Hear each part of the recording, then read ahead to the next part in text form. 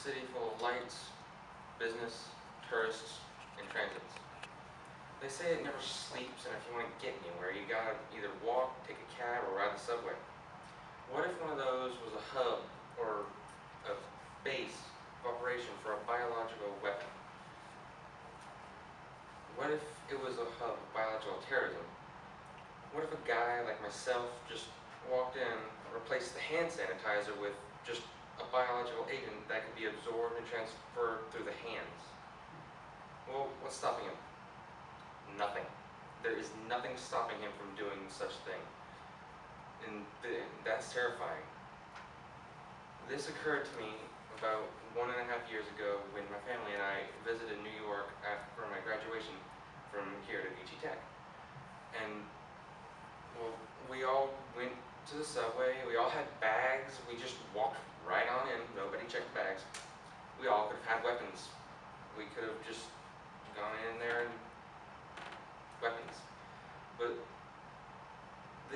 that's just one example of the dangers we face from day to day of the unconventional warfare that the most notorious of being are the nuclear, the biological, and the chemical warfare weapons. Biological warfare has been around since ancient times, and even though today the governments of the world attempt to outlaw such weapons, they are still in use.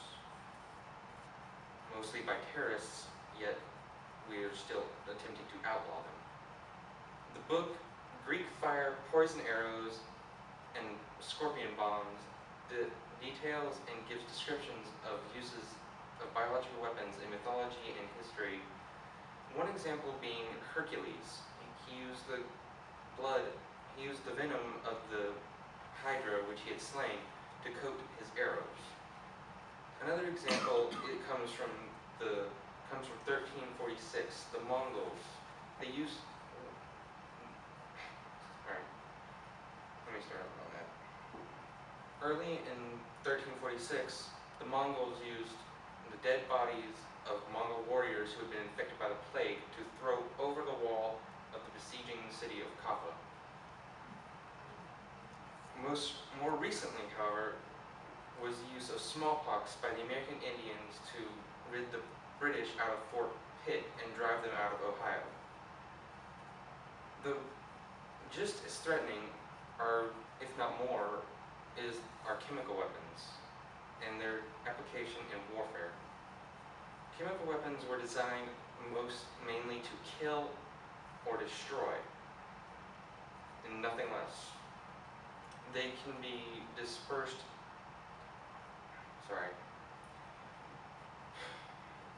They can be odorless, tasteless, and dispersed quickly and vastly through the air.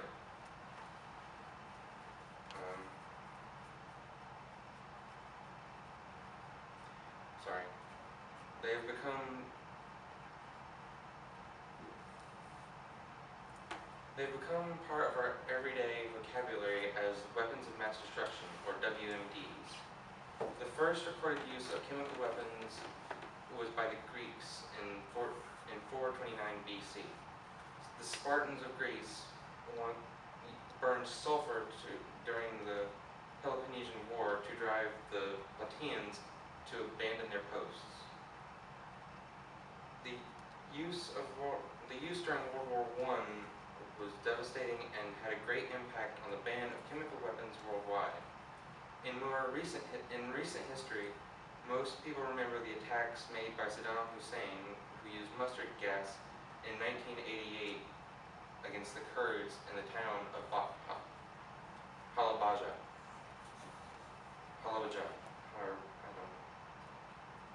Today, the Chemical Weapons Convention, the CWC, enforces international law to prohibit the use and manufacture of chemical weapons.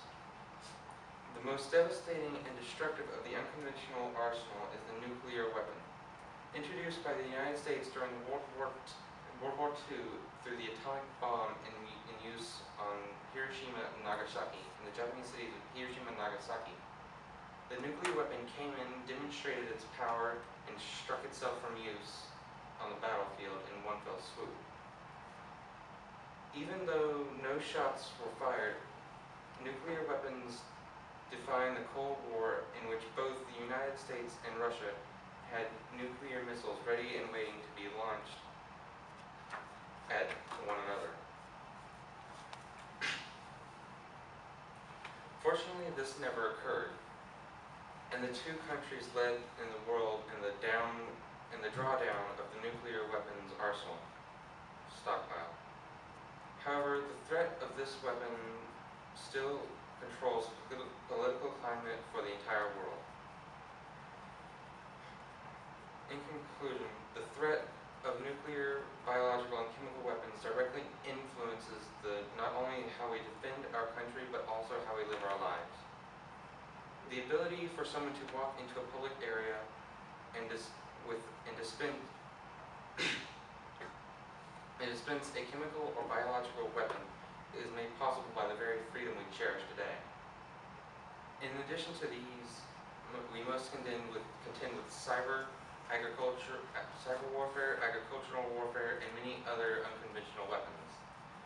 Terrorists, rebels, and militaries around the world are all striving to create something new in order to circumvent the conventional warfare which we can already so readily defend against. The battlefield is no longer defined as front or lines. Today, our entire world is the battlefield.